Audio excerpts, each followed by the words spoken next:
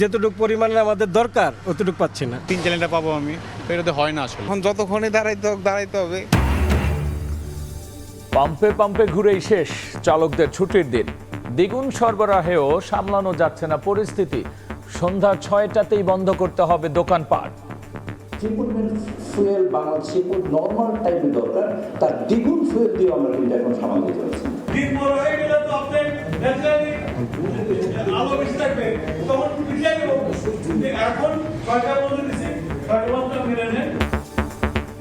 নিরবিচ্ছিন্ন জ্বালানি চান ব্যবসায়ীরা। প্রধানমন্ত্রীর সঙ্গে বৈঠক। দ্রুত গভীর সমুদ্র বন্দর ও থার্ড টার্মিনাল চালুর তাগিদ।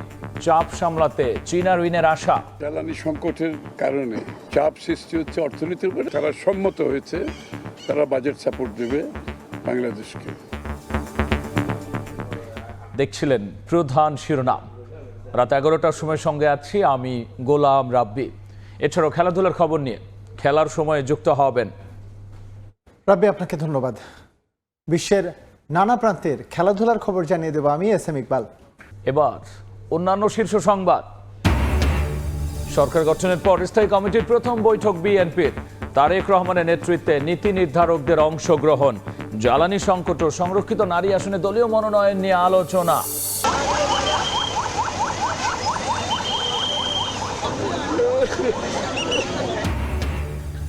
কেরানীগঞ্জে গ্যাস লাইটের কারখানায় আগুন। 5 জনের মরদেহ উদ্ধার। ছিল না পর্যাপ্ত অগ্নি নির্বাপন ব্যবস্থা। নিহতদের পরিবার প্রতি 2 লাখ টাকা করে সহায়তার ঘোষণা। হামের প্রকোপ সারা দেশে। আরও 5 শিশুর মৃত্যু। 30 উপজেলায় টিকাদান শুরু কাল। প্রথমে পাবে 6 থেকে 59 মাস বয়সীরা। উপসর্গ থাকলে দেওয়া হবে ভিটামিন এ।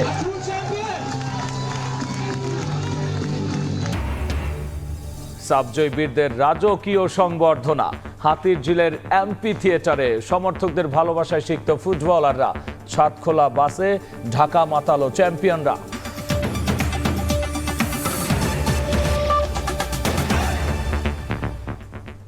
চালকদের ছুটির দিন কাটছে ফিলিং স্টেশনে। তেল পেতে হন্যে হয়ে ঘুরছেন এক পাম্প থেকে আরেক পাম্পে। কেউ কেউ আবার তেল কিনতে আসতেও ধার করছেন অন্য বাইকের তেল। অথচ ঘন্টার পর ঘন্টা অপেক্ষার বিপরীতে মিলছে চাহিদার মাত্র 1/3। পাম্প কর্তৃপক্ষ বলছে হঠাৎ বেড়ে যাওয়া চাহিদার বিষয়ে শক্ত অবস্থানে সরকার। কৃত্রিম সংকট ঠেকাতে ডিপো থেকে দেয়া হচ্ছে না অতিরিক্ত জ্বালানি। ফিলিং স্টেশনে সিরিয়ালে বাইক ঠেলে হেঁটে এগোচ্ছেন গ্রাহক। কারণ স্টার্ট করতেও ভাবতে হচ্ছে কতটা খরচ হবে জ্বালানি। তবে সে সুযোগও নেই প্রাইভেট কারে। সেলফ দেওয়ার কারণে ভালো লাগতেছে, কারণ তেল একটুও নেই। 11:30টার দিকে আমার বন্ধু ফোন দিচ্ছে, বলছে আসো তুমি তেল নিয়ে যাও। মহাখালী বাস স্ট্যান্ড থেকে হলো সিরিয়াল ধরে আসছি। 4 থেকে 5 ঘন্টা অপেক্ষার পর মিলছে যানবাহনের জ্বালানি। কিন্তু চাপ সামাল দিতে পরিমাণ ঠিক করে দিচ্ছে কিছু পাম্প কর্তৃপক্ষ। বাইকে সর্বোচ্চ 5 আর প্রাইভেট কারে মিলছে 12 লিটার। যেতটুকু পরিমাণে আমাদের দরকার অতটুকু পাচ্ছি না। 600 কত আর 3 চ্যানেলটা পাবো আমি, এটাতে হয় না আসলে। পাম্পের দীর্ঘ লাইন যেমন ম্লান করে দিচ্ছে অফিস ছুটির দিনে তেল নেয়ার পরিকল্পনা, তেমনি পরিবারকে অবসর সময় দেওয়ার সুযোগ কেড়ে নিয়েছে জ্বালানি তেলের সংকট। সরকারের পক্ষ থেকে মজুদ ও সরবরাহ নিয়ে দ্বিধা কাটানোর দাবি গ্রাহকদের। অফিসে যাওয়া আসা করতে হয়, তেল তো করতে হবে। এখন যতক্ষণে দাঁড়াইতে হবে। সকাল 5টা 20-এ এসে এখানে সিরিয়াল দিছি, এ পর্যন্ত এখনো জ্যামে পড়ে আছে সিরিয়ালে। সরকার বলতেছে হিউজ পরিমাণ তেল আছে, 2-3 মাস চলার মতো তেল আছে। মানে আমরাই এটাকে ক্রাইসিস করতেছি। পাম্প কর্তৃপক্ষ বলছে জ্বালানির হঠাৎ বেড়ে যাওয়া চাহিদা নিয়ে শক্ত অবস্থানে সরকার। কৃত্রিম সংকট ঠেকাতে অতিরিক্ত সরবরাহ করছে না ডিপো। কি পরিমাণ জ্বালানি খরচ হয় প্রতি মাসে সরকার কাছে, সেটা বিপিসি কাছে আছে না? ওরা তো সেই অনুযায়ী খরচ দিচ্ছে, আপনি যত চাবেন সেই অনুযায়ী দিবে। এদিকে রাজধানীতে এক সেমিনারে দেশের জ্বালানি পরিস্থিতি নিয়ে চিফ হুইপ নুরুল ইসলাম মনি বলেন, দ্বিগুণ জ্বালানি সরবরাহ করেও পরিস্থিতি সামাল দেয়া যাচ্ছে না। যে পরিমাণ ফুয়েল বাংলাদেশে নর্মাল টাইমে দরকার তার দ্বিগুণ ফুয়েল দিয়ে আমরা কিন্তু এখন সামাল দিতে পারছি। জ্বালানি বিভাগের সবশেষ তথ্য, দেশে বর্তমানে ডিজেল, অকটেন ও জেট ফুয়েলের মজুদ আছে প্রায় 1,92,000 টন। MS আরিফিন, সময় সংবাদ, ঢাকা। এদিকে রাত 8টা পর্যন্ত দোকানপাট খোলা রাখার দাবি নাকচ হয়ে গেছে।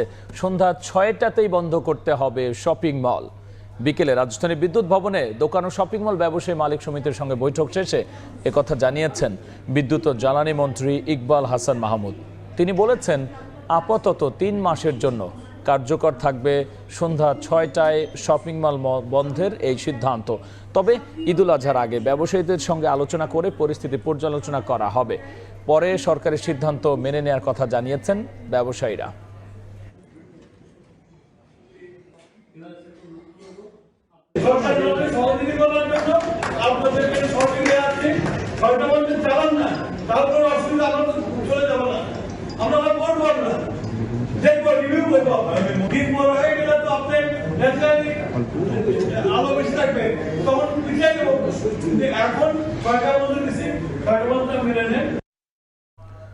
জ্বালানি সংকট মোকাবেলায় জরুরি ভিত্তিতে 1 লাখ মেট্রিক টন ডিজেল এবং 2 কার্গো LNG কেনার সিদ্ধান্ত নিয়েছে সরকার। বিকেল অর্থমন্ত্রী আমির খসরু মাহমুদ চৌধুরীর সভাপতিত্বে অনলাইনে সরকারি ক্রয় সংক্রান্ত মন্ত্রিসভা কমিটির বৈঠকে অনুমোদন দেয়।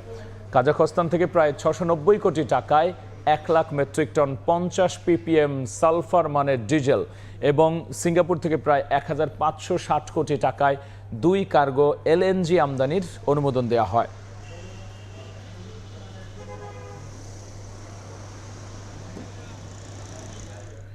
মধ্যপ্রাচ্যের সংঘাত পরিস্থিতিতে দেশের শিল্প কারখানায় নিরবচ্ছিন্ন জ্বালানি সরবরাহের নিশ্চয়তা চেয়েছেন ব্যবসায়ীরা। প্রধানমন্ত্রী তারেক রহমানের সঙ্গে বৈঠকে দাবি জানান শীর্ষ 9 উদ্যোক্তা। বিনিয়োগ আকর্ষণে বিদেশিদের জন্য ভিসা চালুর প্রস্তাব দেন তারা। বাণিজ্য গতি ফেরাতে দ্রুত গভীর সমুদ্র বন্দর এবং শাহজালাল বিমানবন্দরের 3য় টার্মিনাল চালুর তাগিদ দেওয়া হয়। অর্থমন্ত্রী জানিয়েছেন জ্বালানি সংকট মোকাবেলায় এশিয়ান ইনফ্রাস্ট্রাকচার ইনভেস্টমেন্ট ব্যাংকের কাছে বাজেট সহায়তা চাওয়া হয়েছে। দেশের শিল্প খাতের বিদ্যমান চ্যালেঞ্জ মোকাবেলা করে ব্যবসা ও বিনিয়োগ বান্ধব পরিবেশ নিশ্চিতে শনিবার শীর্ষ 9 ব্যবসায়ীকে আলোচনার জন্য ডাকেন প্রধানমন্ত্রী তারেক রহমান। সকাল 10:30টার পর তেজগাঁওয়ে প্রধানমন্ত্রীর কার্যালয়ে প্রবেশ করেন সরকার প্রধান। বেলা 11:30টায় শুরু হওয়া বৈঠকে অংশ নেন অর্থমন্ত্রী আমির খসরু মাহমুদ চৌধুরী ও জ্বালানি মন্ত্রী ইকবাল হাসান মাহমুদও। বৈঠক সূত্রে জানা গেছে, নিরবচ্ছিন্ন জ্বালানি সরবরাহের নিশ্চয়তা চেয়েছেন ব্যবসায়ীরা। সৌর বিদ্যুৎ ব্যবহারে উদ্যোক্তাদের জন্য সরকারি সহায়তাও চান তারা। বিনিয়োগ আকর্ষণে বিদেশি উদ্যোক্তাদের জন্য ভিসা চালুর প্রস্তাব দেন ব্যবসায়ীরা। আমদানি রপ্তানি বাণিজ্যে গতি আনতে গভীর সমুদ্র বন্দর এবং শাহজালাল বিমানবন্দরের 3য় টার্মিনাল দ্রুত চালুর তাগিদ দেওয়া হয়। তাদের কাছ থেকে উনি শুনেছেন যে বিনিয়োগের পথে বাধা কোথায়, তাদের বিনিয়োগে বাধা কোথায় কোথায় পাচ্ছে, এগুলোর সমাধান উনি করতে চান, খুব সহসা করতে চান এবং এইগুলো শুনেছেন। কিছু কিছু সমাধান অন দ্য স্পট দিয়েছেন, আর বাকিগুলো আলোচনার মাধ্যমে সমাধান দেওয়া হবে। মধ্যপ্রাচ্য সংঘাতে জ্বালানি সংকটে চাপে দেশের অর্থনীতি। এই চাপ মোকাবেলায় এশিয়ান ইনফ্রাস্ট্রাকচার ইনভেস্টমেন্ট ব্যাংকের কাছে বাজেট সহায়তা চাওয়ার কথা জানান অর্থমন্ত্রী। জ্বালানি সংকটের কারণে যে চাপ সৃষ্টি হচ্ছে অর্থনীতির উপরে, বাংলাদেশের উপর না, সারা বিশ্বের সব দেশের উপর এই চাপটা সৃষ্টি হচ্ছে। এখান থেকে বের হওয়ার জন্য আমরা বাজেট সাপোর্টের সম্বন্ধে আলাপ হয়েছে এবং তারা সম্মত হয়েছে, তারা বাজেট সাপোর্ট দেবে বাংলাদেশকে। প্রধানমন্ত্রীর সঙ্গে বেসরকারি খাত উন্নয়ন বিষয়ক উপদেষ্টা পরিষদের প্রথম বৈঠকে মাঝারি উদ্যোক্তাদের রপ্তানিতে উৎসাহিত করতে লাইসেন্স প্রাপ্তি সহজ করার দাবি জানানো হয়। এনবিআর-এর সংস্কারের পাশাপাশি নির্দিষ্ট ব্যবসায়ীদের ওপর করের বোঝা না চাপিয়ে আওতা বাড়ানোর ওপর জোর দেন ব্যবসায়ীরা। শুভ খান, সময় সংবাদ, ঢাকা। বিএনপি চেয়ারম্যান তারেক রহমানের সভাপতিত্বে গুলশান কার্যালয়ে দলের স্থায়ী কমিটির বৈঠক শেষ হয়েছে। এই মুহূর্তে সেখানে আছেন সহকর্মী মুরসালিন হক জুনায়েদ। সবশেষ জানবো তার কাছে, যুক্ত হচ্ছে সরাসরি। 2.5 মাসেরও বেশি সময় পরে বিএনপির সর্বোচ্চ নীতি নির্ধারণী ফোরাম স্থায়ী কমিটির যে বৈঠকটি অনুষ্ঠিত হয়েছে আজ রাতে, তার পরিধি কিন্তু ছিল 2 ঘন্টারও বেশি সময় এবং এই 2 ঘন্টার বেশি সময় ধরে যেই গুরুত্বপূর্ণ বৈঠকটি হয়, এই বৈঠকের ব্যাপারে সার্বিকভাবে ব্রিফ করেন কিছুক্ষণ আগেই দলের মহাসচিব মির্জা ফখরুল ইসলাম আলমগীর। যে বিষয়টি এখন পর্যন্ত গুরুত্বপূর্ণ জায়গা পেয়েছে বৈঠকে, তার একটি বড় বিষয় ছিল দলীয় যে কার্যক্রমগুলো রয়েছে সেগুলোকে আরও বেশি চাঙ্গা করা এবং কর্মীদের পাশাপাশি নেতাদেরকেও আরও বেশি দলীয় কার্যক্রমের সাথে সংযুক্ত হয়ে মোট কথা দলকে আসলে চাঙ্গা করার একটি বিষয়, সেটি সবচেয়ে বেশি আলোচনা হয়েছে। এবং ত্রয়োদশ জাতীয় সংসদ নির্বাচন পরবর্তী ফেব্রুয়ারিতে যে সরকার গঠিত হয়েছে, সেই সরকার গঠনের পর 47 দিন পেরিয়ে গেছে। এই 47 দিনে সরকার যেই কার্যক্রমগুলো পরিচালিত করেছে এবং রাষ্ট্র যেভাবে পরিচালিত হচ্ছে, এই বিষয়গুলো নিয়ে বিএনপির সর্বোচ্চ নীতি নির্ধারণী ফোরাম স্থায়ী কমিটির সদস্যদের সাথে আলোচনা হয়েছে এবং এই সদস্যরাও বেশ কিছু বিষয়ে পরামর্শ দিয়েছেন, এমনটা জানিয়েছেন দলের মহাসচিব মির্জা ফখরুল ইসলাম আলমগীর। পাশাপাশি একটি গুরুত্বপূর্ণ বিষয় বিএনপির পক্ষ থেকে যে দলীয় কাউন্সিল, সেই কাউন্সিলের ব্যাপারেও কিন্তু গুরুত্বপূর্ণ আলোচনা হয়েছে। কত দ্রুত সম্ভব যে এই কাউন্সিল অনুষ্ঠিত করা যায়, সেই বিষয় নিয়েও কিন্তু বিএনপির স্থায়ী কমিটির সদস্যরা আলোচনা করেছেন। পাশাপাশি সময়সীমা জানতে চাওয়া হয়েছিল যে কোনো সময় নির্দিষ্ট হয়েছে কিনা। তবে বিএনপি মহাসচিব তার উত্তরে বলেছেন যে আসন্ন কুরবানির ঈদের আগে আসলে এই কাউন্সিলটি সম্ভব নয়, তবে কোরবানির পরবর্তী সময়েই দলের এই গুরুত্বপূর্ণ কাউন্সিলটি অনুষ্ঠিত হবে। এই ছিল এখন পর্যন্ত বিএনপির গুলশান কার্যালয়ের সামনে থেকে সবশেষ অবস্থা। বিএনপির স্থায়ী কমিটির বৈঠকের সবশেষ নিয়ে আমরা সরাসরি ছিলাম দলটির গুলশান কার্যালয়ের সামনে। এদিকে সংস্কার ইস্যুতে বিএনপির বিরুদ্ধে মিথ্যাচারের অভিযোগ করেছেন দলটির মহাসচিব মির্জা ফখরুল ইসলাম আলমগীর। আর জুলাই সনদ বাস্তবায়নের সঙ্গে গণভোটের কোনো সম্পর্ক নেই বলে জানিয়েছেন আইনমন্ত্রী। রাজধানীর জাতীয় প্রেস ক্লাবে নাটোর জেলা সাংবাদিক সমিতির অনুষ্ঠানে কথা বলেন জাতীয় সংসদের হুইপ রুহুল কুদ্দুস তালুকদার দুলু। বলেন, সংবিধান সমুন্নত রেখে সব সংস্কার করতে চায় সরকার। ফ্যাসিস্ট যেন ফেরার সুযোগ না পায় তা মাথায় রাখতে হবে বিরোধীদের। ফ্যাসিস্ট যাদের কারণে আজকে এই অর্থনৈতিক ধ্বংস হয়ে গেছে, এই জায়গাটাকে আবার ফেরত আসতে হলে আমাদের আরও কষ্ট করতে হবে। সকলে মিলে ঐক্যবদ্ধভাবে দেশটাকে আগামী দিনে এগিয়ে নিয়ে যেতে হবে। শনিবার দুপুরে ঝিনাইদহের ধৈলকুপা ধাওড়া গ্রামে খাল খনন কর্মসূচির উদ্বোধন করেন আইনমন্ত্রী মোহাম্মদ আসাদুজ্জামান। এ সময় তিনি বলেন, জুলাই সনদ বাস্তবায়নের সঙ্গে গণভোটের কোনো সম্পর্ক নেই। জুলাই সনদ কার্যকর করতে পারবে এই পার্লামেন্ট। জুলাই সনদ কিভাবে কার্যকর হবে সেটাও জুলাই সনদের মধ্যেই বলে দেওয়া আছে। সুতরাং জুলাই সনদের সাথে গণভোটের বাতিল হওয়া না হওয়ার কোনো সম্পর্ক নাই। এদিকে হবিগঞ্জের তেলিয়াপাড়ায় মুক্তিযোদ্ধা সমাবেশে বক্তব্য রাখেন স্থানীয় সরকার মন্ত্রী মির্জা ফখরুল ইসলাম আলমগীর। বলেন, বিএনপি সংস্কার চায় না, এমন কথা যারা বলে তারা চরম মিথ্যাবাদী। রাজনৈতিক দল তারা জনগণকে বিভ্রান্ত করতে চায়, তারা জনগণকে বলতে চায় যে বর্তমান বিএনপি তারা জুলাই যুদ্ধকে স্বীকার করে না। এইরকম তাহা মিথ্যা কথা, মিথ্যা প্রচারণা বন্ধুগণ কোনো মতেই স্বীকার করে নেওয়া যাবে না। এ সময় রাষ্ট্র ব্যবস্থা পরিবর্তনে রাজনৈতিক সংস্কারের পথ খালেদা জিয়াই শুরু করেছিলেন বলে দাবি করেন মির্জা ফখরুল ইসলাম আলমগীর। আদনান তুর্য, সময় সংবাদ, ঢাকা। এবার কেরানীগঞ্জের কদমতলীতে গ্যাস লাইটার কারখানায় ভয়াবহ আগুন। উদ্ধার করা হয়েছে 5 জনের মরদেহ। কারখানাটিতে পর্যাপ্ত অগ্নি নির্বাপন ব্যবস্থা ছিল না বলে জানিয়েছে ফায়ার সার্ভিস। স্বাস্থ্যমন্ত্রী জানিয়েছেন, হতাহতদের পরিবারকে সহায়তা দেবেন প্রধানমন্ত্রী তারেক রহমান।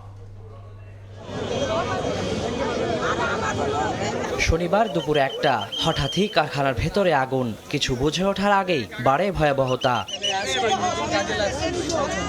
কেরানীগঞ্জের কদমতলীতে সেজার্স গ্যাস প্রো নামে লাইটার তৈরির কারখানাটিতে আগুনের খবর পেয়ে যোগ দেয় ফায়ার সার্ভিসের 3টি ইউনিট। পরে যুক্ত হয় আরও 4টি। 3 ঘন্টার চেষ্টায় নিয়ন্ত্রণে আসে আগুন। কোনোখানে পানি পাই না, আমার বাড়ির তন রিজার্ভ ট্যাঙ্কি তন আমি তালা খোলা দেওয়ার পরে ওখান পানি দিয়ে প্রথম কাজটা শুরু করছি। পরে বিভিন্ন বাড়ির তন পানি জোগাড় করা আমরা পানি দিছি।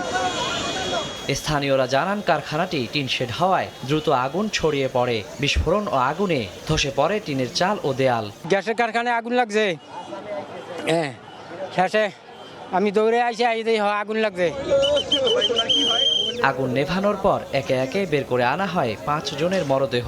মর্মান্তিক এই ঘটনায় স্বজন ও সহকর্মীকে হারিয়ে থামছে না কান্না। আমি কান্নার চোখ নিয়ে চলে আসছি দেখার জন্য। দেখি যে মানে আগুন ধা করে জ্বলতেছে। এখন আমি আমার মার তালাশে আছি, ঠিক আছে, মা এখনো নিখোঁজ। এরকম মা আমি জানটা পাইছে, আমি কোনো রকম আইছি।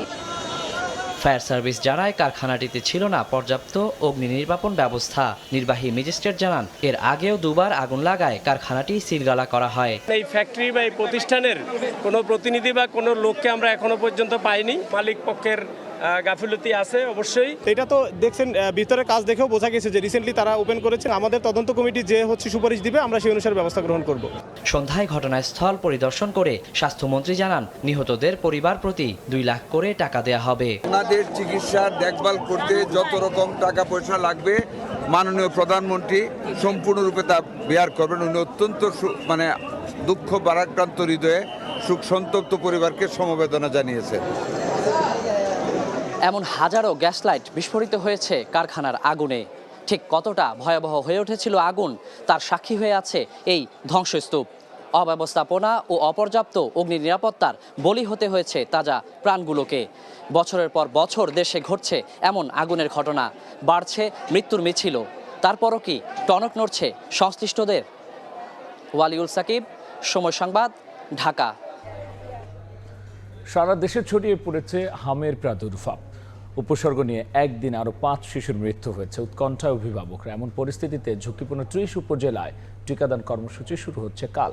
স্বাস্থ্যমন্ত্রী জানিয়েছেন প্রথমে পাবে 6 থেকে 59 মাস বয়সীরা। উপসর্গ থাকলে খাওয়ানো হবে ভিটামিন এ ক্যাপসুল। সারা দেশে হামের প্রাদুর্ভাব ছড়িয়ে পড়ায় বাড়ছে উদ্বেগ। 15 মার্চ থেকে এখন পর্যন্ত উপসর্গ নিয়ে হাসপাতালে ভর্তি শিশুর সংখ্যা ছাড়িয়েছে 5000 আর মৃত্যু হয়েছে 94 শিশুর।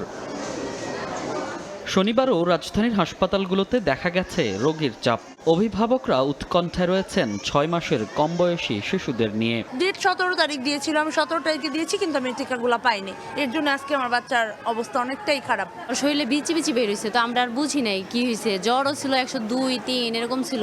তবে আছে কিছুটা স্বস্তির খবরও। হাসপাতাল থেকে চিকিৎসা নেয়ার পর সুস্থ হয়ে অনেকেই ফিরছে বাড়ি। গত মঙ্গলবার দিন রাতের বেলা ভর্তি হয়েছিলাম, এখন আল্লাহর রহমতে সুস্থ। এখন একটু সুস্থের দিকে আছি, ডাক্তার বলছে যে আজকে ছেড়ে দেওয়া যাবে। রাজধানীর ডিএনসিসি ডেডিকেটেড হাসপাতালে এখনও ভর্তি হামে আক্রান্ত 3 শতাধিক শিশু। এখন পর্যন্ত এই হাসপাতালে মৃত্যু হয়েছে 2 শিশুর।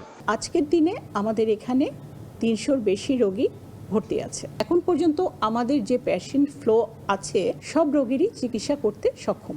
অধিক হারে সংক্রমণ ঠেকাতে টিকা নেওয়া থাকলেও বয়সসীমার সব শিশুদের টিকা নেয়ার পরামর্শ দিচ্ছেন চিকিৎসকরা। সেই সঙ্গে বলছেন মেনে চলতে হবে মাস্ক পরা সহ অন্যান্য স্বাস্থ্যবিধি। আগের টিকা দেওয়া থাকলেও তাকে দিতে হবে, এটা যেন বাদ না যায়। যার জ্বর হবে, ঠান্ডা কাশি হবে, তাকে বের করা উচিত না।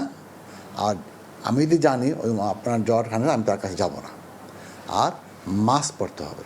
এদিকে সচিবালয় ব্রিফিংয়ে স্বাস্থ্যমন্ত্রী জানান রোববার বেশি সংক্রমিত 18 জেলার 30 উপজেলায় শুরু হবে বিশেষ টিকাদান কর্মসূচি। টিকা পাবে 6 মাস থেকে 59 মাস বয়সী শিশুরা। 18টা জেলার অধীনে 30টা উপজেলাকে আমরা হিট করতে চাচ্ছি। এখন ওইখানের মিজেলসের আক্রমণটা বেশি বিদায়। এই পর্যন্ত যত রোগী মিজেলে ভর্তি হয়েছে তার মধ্যে 82% রোগী হইল 5 বছর 6 মাস থেকে 5 বছরের নিচে। এই ব্র্যাকেটের ভিতরে রোগী 82%, এবং এইখানে ডেটটা বেশিও হচ্ছে। সেই কারণে আমরা ফার্স্ট হিটে নিয়েছি, ফার্স্ট কনসিডারেশন নিয়েছি 6 মাস থেকে 59 মাস। হামে আক্রান্ত ও সন্দেহজনকদের ভিটামিন এ ক্যাপসুল খাওয়ানো হবে বলেও জানান স্বাস্থ্যমন্ত্রী। এ সময় হাম প্রতিরোধে আতঙ্কিত না হওয়ার অনুরোধ করেন তিনি। টিকাটা দেওয়া যায়, আমরা দিয়ে যাব। মনির হোসাইন, সময় সংবাদ, ঢাকা। রাত 11টার সময় আরও থাকছে।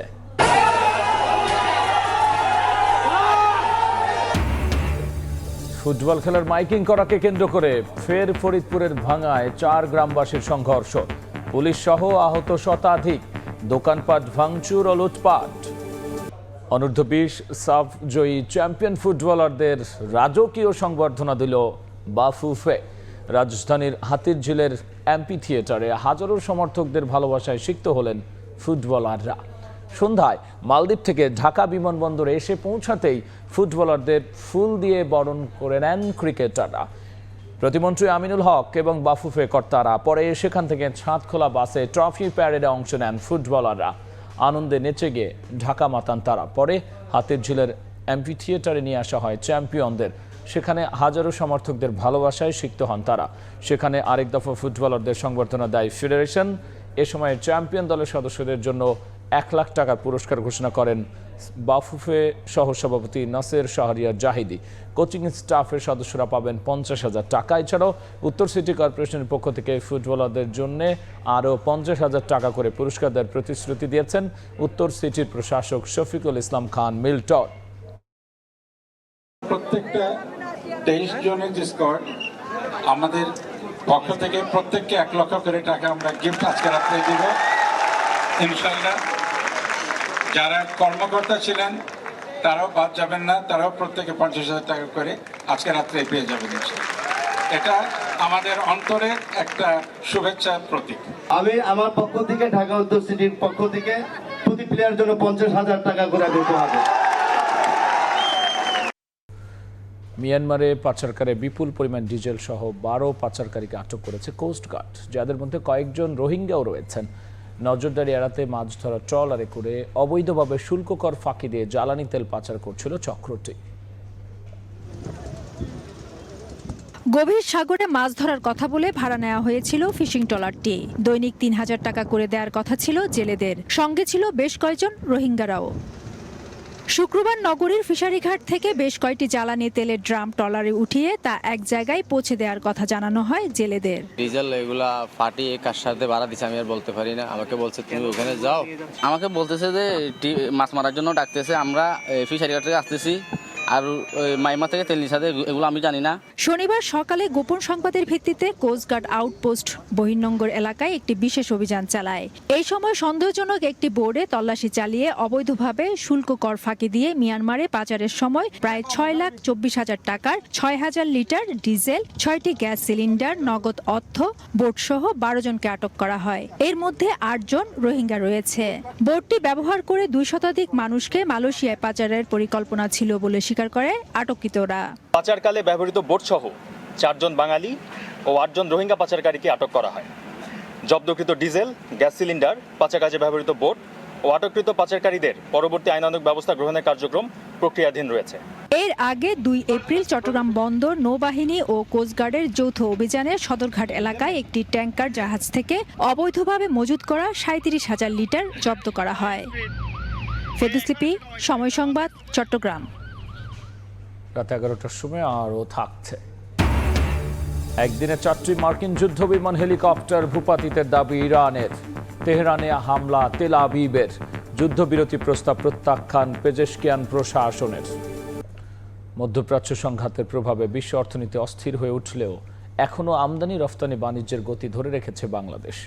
বিশেষ করে 2025-26 অর্থ বছরের 9 মাসে 3,000-এর বেশি জাহাজে আসা 26 লাখ কন্টেইনারের পাশাপাশি 10 কোটি মেট্রিক টন কার্গো পণ্য হ্যান্ডলিং করেছে চট্টগ্রাম বন্দর। এই সময় এককভাবে 58,432 কোটি টাকা রাজস্ব আদায় করেছে চট্টগ্রাম কাস্টম হাউস। স্বাক্ষর টুপুর ক্যামেরায় কমলদের রিপোর্ট। পুরো মার্চ মাস জুড়ে মধ্যপ্রাচ্যে চলছে ইরানের সঙ্গে মার্কিন যুক্তরাষ্ট্র এবং ইসরায়েলের ভয়ঙ্কর প্রাণঘাতী যুদ্ধ। এর মধ্যে বন্ধ হয়ে গেছে গুরুত্বপূর্ণ আন্তর্জাতিক নৌরুট, হরমুজ প্রণালী সহ আশপাশের অঞ্চল দিয়ে পণ্যবাহী জাহাজ চলাচল। পণ্য এবং জ্বালানিবাহী কয়েক হাজার জাহাজ আটকা পড়ায় এই মুহূর্তে বিশ্ব অর্থনীতি অনেকটা উত্তাল। তবে বৈশ্বিক এই সংকটের মাঝেও 10 কোটি 42 লাখ মেট্রিক টন কার্গো পণ্য হ্যান্ডেলিং করে 7.39%, 25,74,000 কন্টেনারে 4.75% এবং 3,230টি জাহাজ হ্যান্ডেলিংয়ের মাধ্যমে 5.62% প্রবৃদ্ধির দাবি বন্দরের। চট্টগ্রাম বন্দরে যে ভেসেল টার্ন অ্যারাউন্ড টাইম সেটা কমাতে পেরেছি এবং এই মুহূর্তে চট্টগ্রাম বন্দরে আমরা 0 ওয়েটিং টাইম মেনটেন করতে পারছি। যুদ্ধের কারণে মার্চ মাসে আমদানির পরিমাণ কিছুটা কমলো। উচ্চ শুল্ক হারের জ্বালানি তেল, ক্যাপিটাল মেশিনারিজ এবং খাদ্যপণ্য আমদানি থেকে রাজস্ব আয়ের ধারা ধরে রাখতে পেরেছে চট্টগ্রাম কাস্টম হাউস। বছরের যে বাকি যে সময়টা আছে আমরা আশা করি জুনে আমাদের অনেক বেশি রাজস্ব আসবে।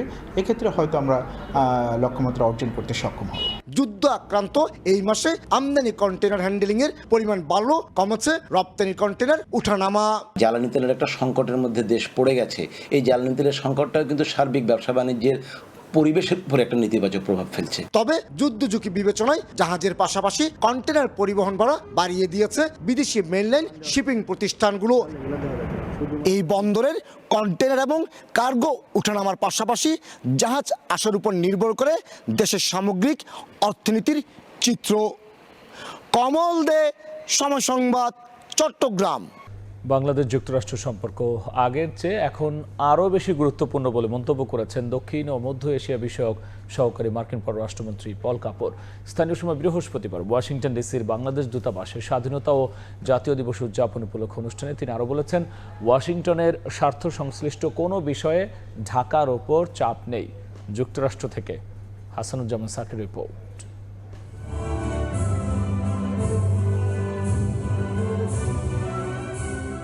স্থানীয় সময়ে বৃহস্পতিবার যুক্তরাষ্ট্রের ওয়াশিংটন ডিসির বাংলাদেশ দূতাবাসে মহান স্বাধীনতা ও জাতীয় দিবস উপলক্ষে অনুষ্ঠানের আয়োজন করা হয়। যোগ দেন বিভিন্ন দেশের রাষ্ট্রদূত, কূটনীতিক, যুক্তরাষ্ট্র সরকারের প্রতিনিধি ও প্রবাসী বাংলাদেশিরা। অনুষ্ঠানে প্রধান অতিথি হিসেবে উপস্থিত ছিলেন দক্ষিণ ও মধ্য এশিয়া বিষয়ক সহকারী মার্কিন পররাষ্ট্রমন্ত্রী পল কাপুর।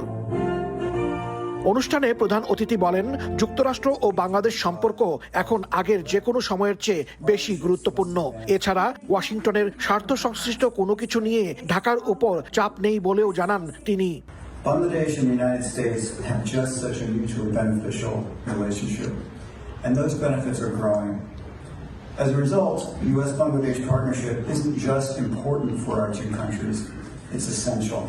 দুই দেশের ব্যবসা বাণিজ্য, জ্বালানি, কৃষিপণ্য, নিরাপত্তা সহ সহযোগিতার বিষয় নিয়েও কথা বলেন পল কাপুর। জানান, উন্নত প্রযুক্তি সহায়তার প্রস্তাব দিয়েছে যুক্তরাষ্ট্র, যা স্বাধীনভাবে ব্যবহার করে সার্বভৌমত্ব সুরক্ষায় কাজে লাগাতে পারবে Bangladesh. Evolved into cooperation on issues like health, education, disaster response, and economic growth. Today, we engage each other across a wide variety of domains: security, trade and investment, governance, regional diplomacy, the list goes on.